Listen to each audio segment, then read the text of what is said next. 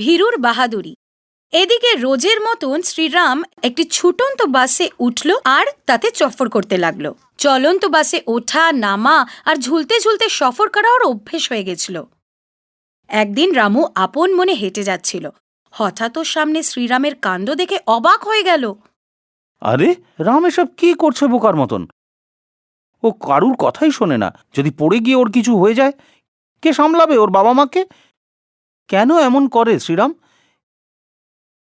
প্রথমবার যখন রামু রামকে ছুটন্ত বাসে দৌড়ে উঠতে দেখেছিল, ও খুব ভয় পেয়ে গেছিল আর ও রামের মাকে বলে দিয়েছিল, রাম, আমি শুনতে পেলাম যে তুমি ছুটন্ত বাসে ওঠো আর দরজায় ঝুলতে ঝুলতে সফর করো। কেন এমন কাজ করো তুমি? কে বললো মা তোমায়? এমন কাজ আমি মোটেই করি না। একে তো এরম বোকার মতন খারাপ কাজ করো, তার ওপর আবার মিথ্যে কথাও বলো। পাশের বাড়ির রামু আমায় সব বলেছে। আচ্ছা, তো এই সব রামুর কীর্তি? কি হচ্ছেটা কি রাম?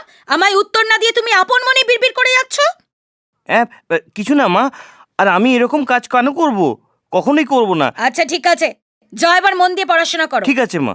এরপর যদি কোনোদিন কোনো নালিশ আমি শুনি, সোজা তোমার বাবাকে বলে দেব, তখন ওনাকে উত্তর দেবে তুমি, ঠিক আছে? কিরে ভিতর ডিম, আমার মাকে গিয়ে নালিশ করিস? নিজের কাজে মন দিস না কেন? এটা তুই কি বলছিস রাম? আমার কোনো বন্ধু যদি কিছু ভুল কাজ করে, আমি চুপ থাকবো কি করে? এই জন্য আমি তোর মাকে বলে দিয়েছি। আরে তোর তো সাহসই নেই, হিংসে জ্বলিস তুই। সে তুই যাই বলিস, কিন্তু তুই যদি আমায় লাখ টাকাও দিস, আমি এমন কাজ কখনো করব না, বুঝলি? আরে তুই একদম ভীতু বুড়ো, এরকম কাজ না করলে কখনো বাহাদুর হওয়া যায় না। শোন রাম, যদি ছুটন্ত বাসে চড়তে গিয়ে হাত পা ভাঙাটা তোর বাহাদুরি মনে হয়, তাহলে আমার ভীতু থাকাই ভালো। আমার কোনো দুঃখ নেই। তুই ভীতুই থাক, আমার কি এসে যায়। কিন্তু পথে বাগড়া দিতে আসবি না, এটা আমার একদম পছন্দ নয়। এই শেষবারের মতন বলে দিলাম আমি তোকে। তার মানে তুই নিজের বদ অভ্যাস পাল্টাবি না? দেখ রামু, তোর ভালো এতেই যে আমার কথা একেবারে বুঝে নে। আমি আর তোকে সাবধান করব না। ঠিক আছে, তোর ভাগ্যে যা লেখা আছে সেটা তো আর কেউ আটকাতে পারবে না, সে তো হয়েই থামবে।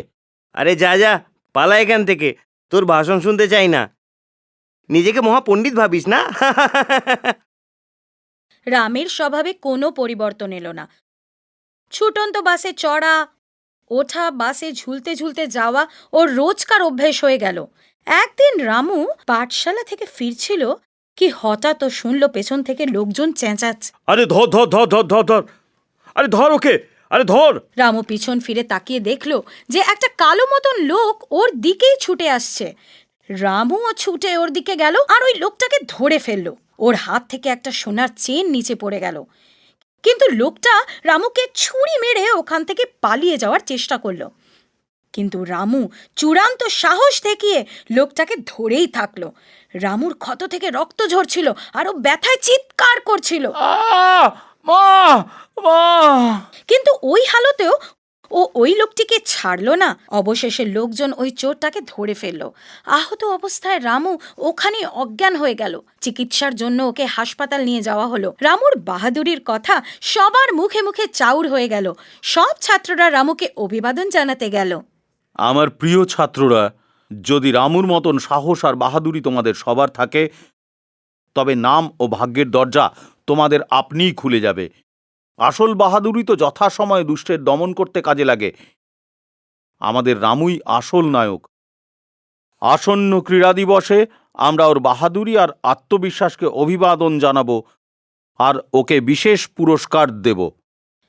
ছাত্রদের হাততালিতে সমস্ত পরিবেশ ভরে উঠল। এদিকে রোজের মতন রাম একটি ছুটন্ত বাসে লাফিয়ে চড়তে গেছিল, কিন্তু এবার ওকে ইন্সপেক্টর ধরে ফেলল। দয়ার ভিক্ষে চাইলেও রামের সাজা হলো। ওই দিন রাম স্কুলে সবার পরে পৌঁছালো, তাও এক রাশ লজ্জা নিয়ে। শিক্ষক ও ছাত্রদের থেকে রামুর প্রশংসা শুনল। হতাশ ও দুঃখী হয়ে ও চোখ ভরা জল নিয়ে ওখানেই দাঁড়িয়ে থাকল।